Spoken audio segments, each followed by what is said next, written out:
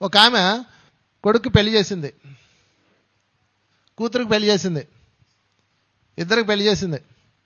కాపురం ఎట్లుందో చూద్దామని ఒక వారం కూతురు ఇంటికి వెళ్ళింది. అల్లుడు గారేమో ఎలాంటి వాడు అంటే అదే అంతేగా అంటాడే ఆ అల్లుడు అనమాట. భార్య ఏం చెప్తే దానికి ఏమంటాడు? అంతేగా అంటాడు. నాలాంటివాడు, అదే మాలాంటివాడు.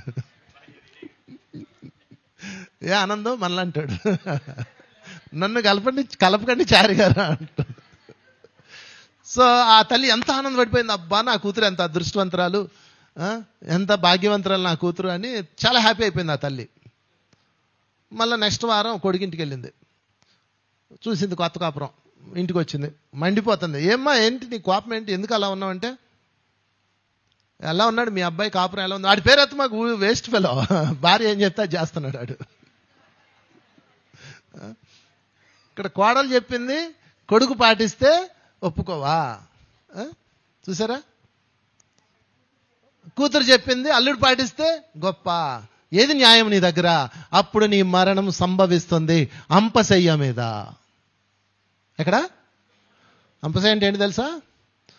బాణాలు వేసి దాని మీద కుర్రలాన్ని పరిపేసి మళ్ళీ మెత్తటి దిండే, అది కాదు. శరీరంలో బాణాలన్నీ ఎన్ని బాణాలు తెలుసా? 1001 బాణాలు దిగబడితే ఆయన చంపలేరు కాబట్టి ఆయన బాడీలో బాణాలు గుచ్చేయాలి అంతే. అర్జున అంగుళానికి ఒకటి చొప్పున వేసుకెళ్ళిపో, ఏ మాత్రం మొహట పడక వేసేయ అని చెప్పాడు కృష్ణుడు. ఎందుకంటే ఆయన చేతులను ఆపాలి అంతే, నువ్వు ఆయన ఆపగలవే కానీ చంపలేరు, ఆయనకి ఇచ్చామరణం వరం ఉంది అని చెప్పాడు. చెప్పగానే వేసాడు 1000 బాణాలు, ఏడుస్తాడు తాతగారు. మరి ఆ బాణాలన్నీ పీకితే ఛిద్రమైపోద్ది శరీరం కాబట్టి ఆయన అలా తెచ్చి పడుకోబెట్టారు. మీరు ఒకసారి ఫీల్ అవ్వండి, చేతిలో సూది గుచ్చుకుంటే ఎలా ఉంటుంది? అలాంటిది 1000 బాణాలండి. 1000 బాణాలు చుక్క చుక్క రక్తం కారిపోతుంటే ఎంత పెయిన్ ఉంటుంది? 8వ రోజు ఆయన పడేశారు. 10 రోజులు ఉన్నాడు, ఒక రోజు అటు ఇటు నాకు బాగా గుర్తులేదు. ఎనీవే చాలా రోజులు ఉన్నాడు. కృష్ణుడు వస్తాడు, తాతగారు ఎలా ఉన్నారని. రాకృష్ణ రాయ్ చూడు నువ్వు చేసిన నిర్వాకం అంటాడు. అంటే కృష్ణుడు చేసింది కదా అంతా. ఆయన ఒక మాట అంటాడు, సేత్తు మాసేడు ఏ మాట అయితే అన్నాడు అదే అన్నాడు. పితామహ వీటన్నిటికీ కారణం మీరు కాదా అన్నాడు. అంతే. జ్ఞాని ఎప్పుడు గుర్తుపెట్టుకోండి, సెల్ఫ్ చెక్ చేసుకుంటాడు. వాడే అసలైన జ్ఞాని. సెల్ఫ్ చెక్ చేసుకున్నాడు భీష్ముడు. నిజమే కదా కృష్ణుడు అన్నమాట. వాళ్ళందరూ హత్యాకాండాలు చేస్తే నేను ఎలా చూస్తూ ఊరుకున్నా? ఆ ద్రౌపదిని అవమానిస్తుంటే చూస్తూ ఎలా ఊరుకున్నా? అఫ్కోర్స్ నేను నా రాజ్యాన్ని మాటిచ్చాను, తండ్రికి మాటిచ్చాను, రాజ్యానికి వ్యతిరేకంగా మాట్లాడనని వాగ్దానం చేశాను. వాగ్దానం తప్పాల్సింది కదా, నేను ఎలా ఊరుకున్నాను? హింసని ఎలా అంగీకరించాను? వాటన్నిటికి ఇది కారణం కదా. చిన్నప్పుడే భీముడిని తీసుకెళ్లి నదిలో పడేస్తే ఆ రోజే వాళ్ళని పనిష్ చేసి ఉంటే ఇంత దూరం రాదు కదా, నేను ఎందుకు ఉపేక్షించాను, దానికి కారణం నేను కాదా అని మొత్తం సెల్ఫ్ చెక్ చేసుకున్నాడండి.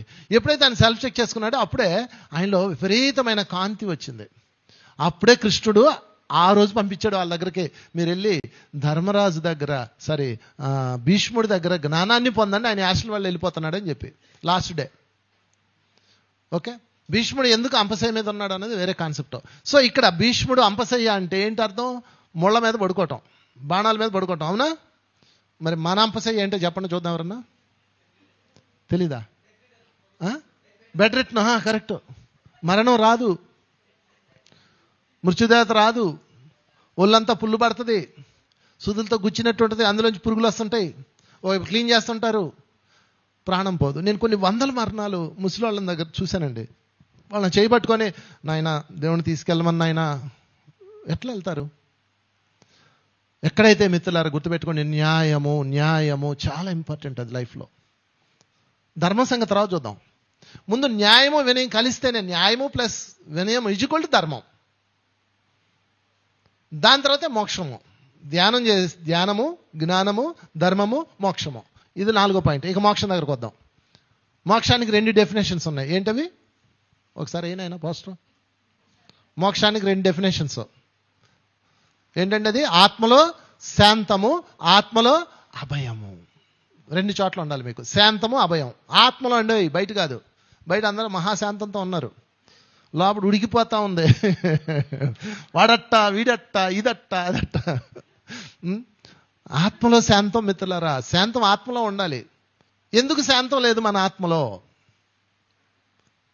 ఎందుకు శాంతం లేదంటే మన యొక్క దైనందిన జీవితం, మన యాటిట్యూడ్స్ చూసే విధానం, మాట్లాడే విధానం, ఆలోచించే విధానం, వినే విధానం అన్నీ రాంగే. శాంతం ఎట్లా వస్తుంది?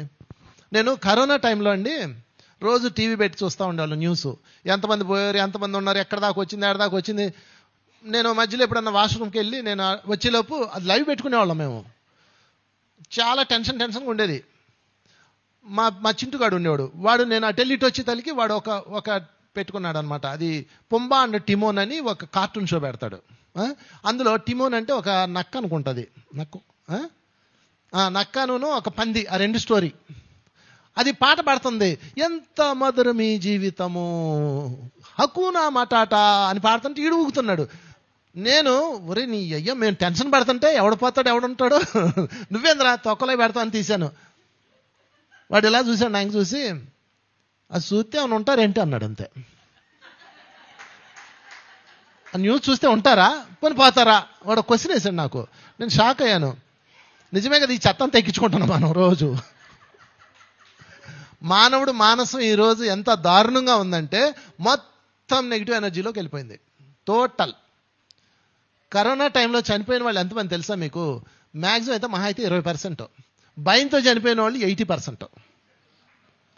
దానికి కారణం ఏంటి అంటే ఇదిగో శాంతం లేదు లోపల. శాంతం ఎందుకు ఉండదు? భయం వల్ల. భయం ఎక్కడి నుంచి వచ్చింది? నానా వివిధ రకములైన మాటలు వినుట వలన, భగవద్గీతలో ఉంది. పరమ చెత్త అంతా ఎక్కించుకోవడం వల్ల. అక్కడెవడో పోయాడంటే ఇక్కడ నీకు గుండె దడదడమంటుంటుంది. కాశీలో ఏదో బాంబు జరిగింది, అక్కడెక్కడో కాశీలో ఇప్పుడు ఎవడో కాలు జారి పడ్డాడు, న్యూస్ రాని పేపర్లో, మీకు 100 ఫోన్లు వస్తాయి పాటికి. మీరు అందరూ బాగున్నారా కాశీలో అంట? మీకు కూడా తెలీదు. కాశీలో అంట ఏదో జరిగిందంట. వీళ్ళందరూ ఎంత అలర్ట్గా ఉంటారంటే ఈ దిక్కుమాలిన ఛానల్స్ పెట్టుకొని. అస్సలు చూడకండి. ఇంకా కావాలంటే చక్కటి కామెడీ సీరియల్ చూసుకోండి, లేకపోతే చిన్నపిల్లల లాగా కార్టూన్ సీరియల్ చూసుకోండి, ఎంత బాగుంటాయో అవి. అందులో ఏ పంచాయతీలు ఉండవు, ఏ కొట్లాట్లు ఉండవు, ఏ రాజకీయాలు ఉండవు. ఆత్మలో శాంతము. ఆత్మలో శాంతం లేకపోవటానికి కారణం ఏంటంటే మన మానసములో నెగిటివ్ ఫీడింగ్ ఇచ్చేస్తున్నాం పూర్తిగా. దాన్ని ఫస్ట్ మీరు ఆపేయాలి. అందుకే బుద్ధుడు అష్టాంగ మార్గం తీసుకోండి. సరి అయినయే వినాలి, సరి అయినయే మాట్లాడాలి. పత్రిసారి తన జీవితకాలంలో శాకారం తర్వాత ఎక్కువగా చెప్పిన పదం ఏంటి చెప్పనా? మాట మీద ఎరుక, మాట మీద ధ్యాస. పనికిరాని మాటలు వద్దంట. పాటల్లో చేతల్లో ప్రతిసారి ఆయన దగ్గర విన్న, కంపల్సరిగా ప్రతి క్లాసులో ఆయన నోట్లోంచి వచ్చే ఒకే ఒక్క ఎక్కువ సార్, ఏం సార్ అవునా కదా, ఎక్కువ వరడు అదే. సరైన మాటలు వినాలి, సరైన మాటలే మాట్లాడాలి. దాంతో మన శాంతం పోతుంది.